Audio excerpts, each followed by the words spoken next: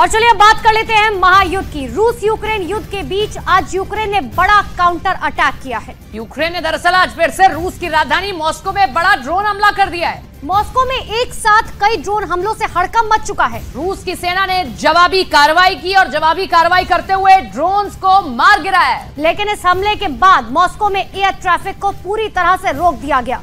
हमले में 2 इमारतों को नुकसान पहुंचने की खबर है। बताया जा रहा है कि यूक्रेन के इस ड्रोन हमले के बाद पुतिन बहुत ज्यादा गुस्से में है और अगले 24 घंटे यूक्रेन पर बहुत भारी पड़ने वाले हैं। तो महायुद्ध में हर दिन आप देखते हैं कि तस्वीरें बदलती दिखाई देती हैं। कभी रूस यूक्रेन को घातक हमला करता है, कभी यूक्रेन उसका पलटवार करता है। अब यूक्रेन ने एक हमला किया है और यह हमला मॉस्को पर किया गया। तो रूस और यूक्रेन के बीच जारी जंग में परमाणु हथियारों को लेकर टेंशन लगातार बढ़ती जा रही है। परमाणु हथियारों पर नजर रखने वाली संस्था बुलेटिन ऑफ एटॉमिक साइंटिस्ट ने एक बहुत ही डरावनी रिपोर्ट जारी की है। इस रिपोर्ट में दरअसल चेतावनी जारी कर दी गई है कि गैर परमाणु हथियार वाले देशों में परमाणु हथियारों की तैनाती से तनाव पैदा हो सकता है और ऐसा तनाव जो परमाणु युद्ध की आशंका को बहुत ज्यादा बढ़ा देगा।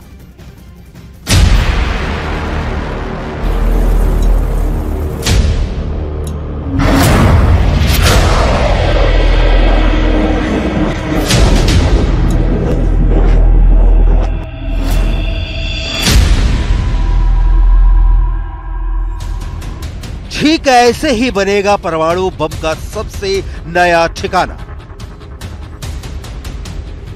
जल्द शुरू हो सकता है वहां परमाणु बमों को लगाना। रूस का करीब बनेगा परमाणु हथियारों का नया अड्डा।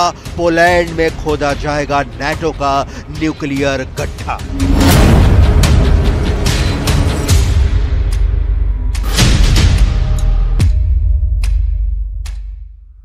जमीन के अंदर बनेगा साइलो।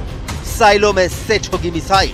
मिसाइल में लगेगा परमाणु हथियार। ऐसे परमाणु हथियार जो बेलारूस में लगे परमाणु बमों को काउंटर करेंगे। साथ ही साथ रूस के परमाणु हथियारों का काट बनेंगे। बेलारूस के पास पहले परमाणु हथियार नहीं थे, लेकिन रूस के परमाणु हथियारों के सेट हो जाने के बाद वो परमाणु धौंस जमा रहा है।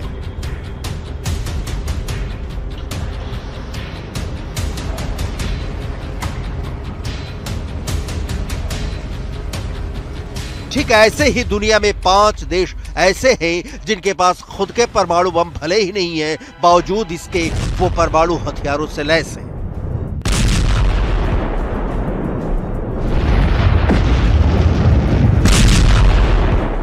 वो कौन कौन से देश हैं इसे आगे बताएंगे, लेकिन उससे पहले आपको बुलेटिन ऑफ एटॉमिक साइंटिस्ट की एक रिपोर्ट पर गौर करना बहुत जरूरी है।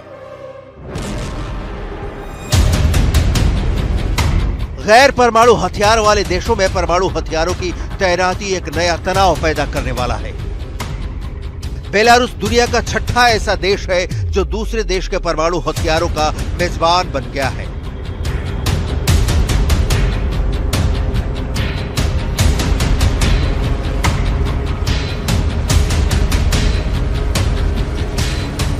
बेलारूस से पहले अमेरिका ने 5 दूसरे देशों में अपने परमाणु बम लगा रखे हैं।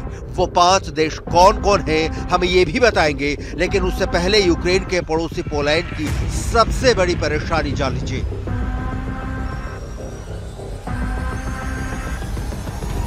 बेलारूस में रूस के लगे परमाणु बमों से घबराए पोलैंड ने अमेरिका से न्यूक्लियर बम की मांग की है। पोलैंड का कहना है कि उसे अपनी रक्षा के लिए किसी भी कीमत पर अमेरिका से परमाणु हथियार चाहिए और उसकी घबराहट का अंदाजा इसी बात से लगाया जा सकता है कि पोलैंड के प्रधानमंत्री ने साफ साफ शब्दों में पोलैंड में परमाणु हथियारों के लगाने की बात कही है।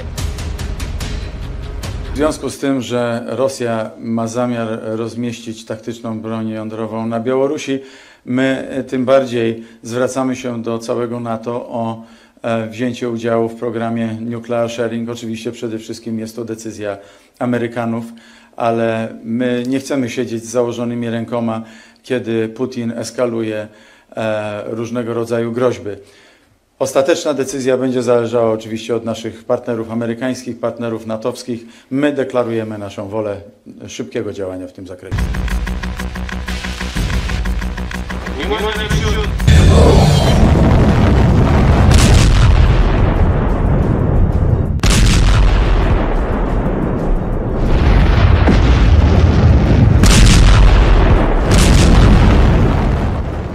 पोलैंड के प्रधानमंत्री का कहना है कि पोलैंड नाटो के परमाणु हथियार साझाकरण कार्यक्रम में शामिल होना चाहता है। पोलैंड के पीएम के इस बयान को बेलारूस में परमाणु हथियारों की तैनाती की प्रतिक्रिया के तौर पर देखा जा रहा है।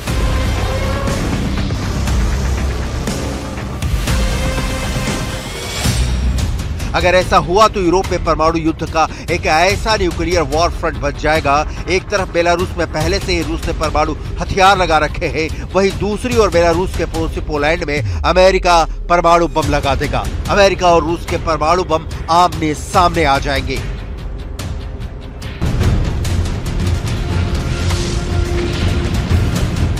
पूरी दुनिया को पता है कि रूस ने अपने परमाणु बमों को बेलारूस में फिट कर दिया है।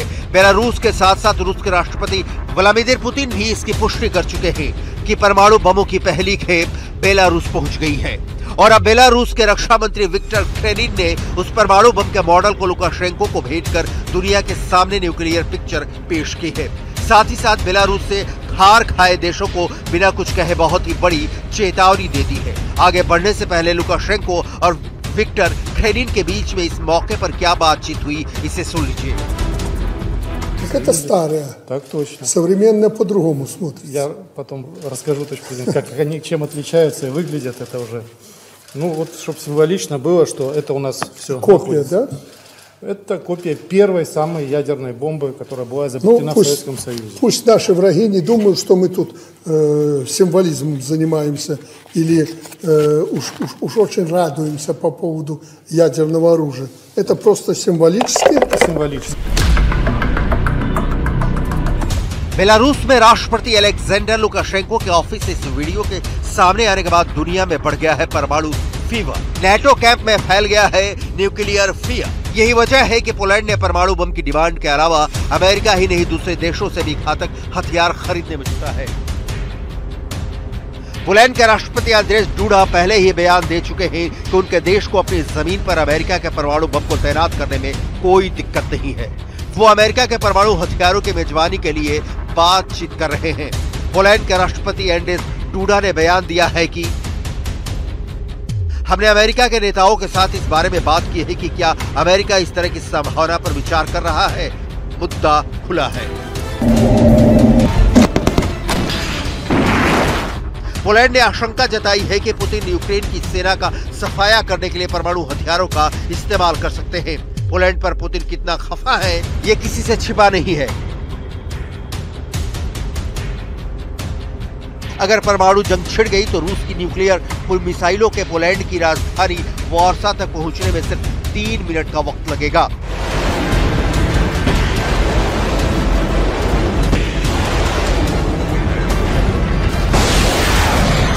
अगर पोलैंड की मांग मानते हुए अमेरिका वहां परमाणु बम लगाने को हरी झंडी दिखा देता है तो पोलैंड यूरोप में छठा ऐसा देश होगा जहां अमेरिका के परमाणु बम लगे होंगे। फेडरेशन ऑफ अमेरिकन साइंटिस्ट के अनुमान के मुताबिक यूरोप में फिलहाल 5 देशों में अमेरिका करीब 100 परमाणु बम मौजूद है। बेल्जियम के क्लेन ब्रोगेल एयरबेस पर 15 परमाणु बम रखे गए हैं, जिन्हें लॉन्च करने के लिए F-16 एयरक्राफ्ट तैनात है। जर्मनी के बुचेर एयरबेस पर 15 परमाणु बम है और हमला करने के लिए PA-200 टॉर्नेडो एयरक्राफ्ट की तैनाती है। इटली के एविएनो एयरबेस पर अमेरिका ने 20 परमाणु बम लगा रखे हैं। हमले के लिए F-16 एयरक्राफ्ट तैनात है। वहीं इटली के घेड़ी एयरबेस पर अमेरिका ने 15 परमाणु बम लगा रखे हैं। हमले के लिए PA-200 टॉर्नेडो मौजूद है। नीदरलैंड के वोल्केल एयरबेस पर 15 परमाणु बम लगा रखे हैं और हमले के लिए F-16 एयरक्राफ्ट तैनात है। वहीं तुर्की में इंसलिर्क एयरबेस पर 20 परमाणु बम होने का अनुमान लगाया गया है। पश्चिमी मीडिया में ऐसा दावा किया गया है कि रूस की वैगनर आर्मी अपने घर में नाकाम बगावत के बाद बेलारूस में एक नया और बहुत बड़ा बेस बना रही है। वैगनर लड़ाकों के बेलारूस पहुंचने की खबरों के बीच पोलैंड ने अपने बॉर्डर की सुरक्षा बढ़ा दी है, क्योंकि पुतिन से बगावत कर चुके येवगेनी प्रिगोजिन क्या आगे कर सकते हैं, इसका अंदाजा भी नहीं लगाया जा सकता है।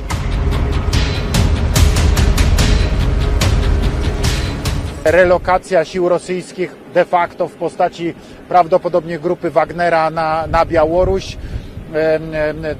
także i przeniesienie tam szefa grupy Wagnera, więc to są wszystko dla nas takie bardzo negatywne sygnały, które na pewno bardzo mocno chcemy postawić także naszym sojusznikom i generalnie realizacja również postanowień szczytu w Madrycie, to żeby reagowanie na to było szybsze, to żeby plany obronnościowe NATO były bardziej wydajne, szybsza relokacja żołnierzy, zwiększenie siły grup batalionowych, które stacjonują w naszej części Europy, zwiększenie zasobów militarnych NATO w naszej części Europy. To są wszystko te cele, które chcemy tutaj uzyskać. Pamiętajcie Państwo...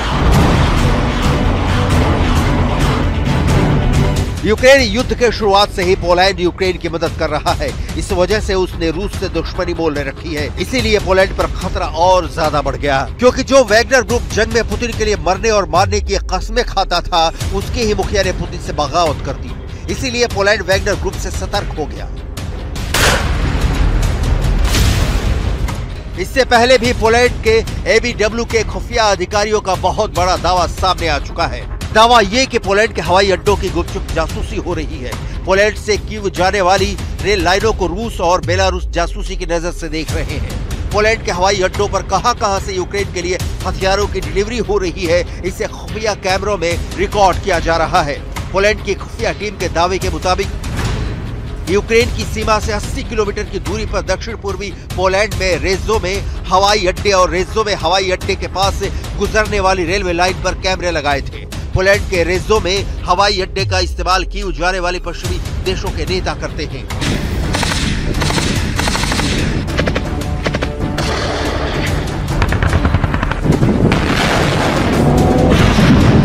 Poland पश्चिमी देशों और Ukraine के बीच काफी अहम कड़ी है। Poland की सीमा Ukraine से लगी हुई है। ऐसे में पश्चिमी देशों से यूक्रेन को मिलने वाली मिलिट्री मदद का रास्ता पोलैंड से ही होकर जाता है। यूक्रेन से पोलैंड की 535 किलोमीटर लंबी सीमा लगती है। पोलैंड के जरिए नेटो के हथियार धड़ल्ले से यूक्रेन पहुंच रहे हैं। हथियार चाहे अमेरिका से यूक्रेन आने हो या फिर ब्रिटेन से यूक्रेन को हथियारों की डिलीवरी मिलने वाली हो, हथियार पहले अमेरिका से पोलैंड पहुंचता है, वैसे ही ब्रिटेन से भी पोलैंड पहुंचता है और फिर पोलैंड से सड़क के रास्ते यूक्रेन। पोलैंड को आशंका है कि रूस के राष्ट्रपति व्लादिमीर पुतिन पोलैंड पर अटैक कर सकते हैं। ये वजह है कि पोलैंड ने रूस की सेना के आक्रमण की सूरत में करारा जवाब देने के लिए अमेरिका से दुनिया का सबसे खतरनाक और घातक टैंक कहे जाने वाले एब्रम्स खरीदकर अपनी सीमाओं पर तैनात कर रहा है। पोलैंड के पड़ोस में मौजूद कलिनिनग्राद बाल्टिक सागर से लगा है। रूस की नौसेना के बाल्टिक सागर बेड़े का मुख्यालय भी कलिनिनग्राद में है। कलिनिनग्राद 223 किलोमीटर के इलाके में फैला है। यूक्रेन पर हमला करने के बाद रूस ने कलिनिनग्राद में ही परमाणु हमले का अभ्यास किया था। रूस की कई परमाणु हमला करने में सक्षम पनडुब्बियां इस बेस पर तैनात रहती है। ऐसे में अगर पोलैंड से रूस का युद्ध हुआ तो पोलैंड को आशंका है कि रूस इस बेस से परमाणु हमला तक कर सकता है। पुतिन की धमकियों की बढ़ती आशंकाओं के बीच पोलैंड ने अपने देश में अमेरिका के परमाणु हथियार लगाने का सुझाव दे चुका है।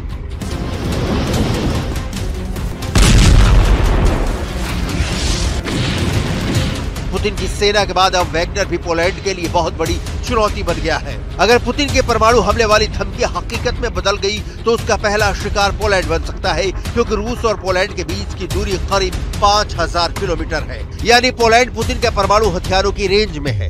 वहीं पोलैंड का डरने की एक और वजह है, वो ये कि नेटो और यूरोपियन यूनियन दोनों का हिस्सा है और ये दोनों ही रूस के दुश्मन बने हुए हैं। यही वजह है कि अब पोलैंड परमाणु बम से लैस होना चाहता है।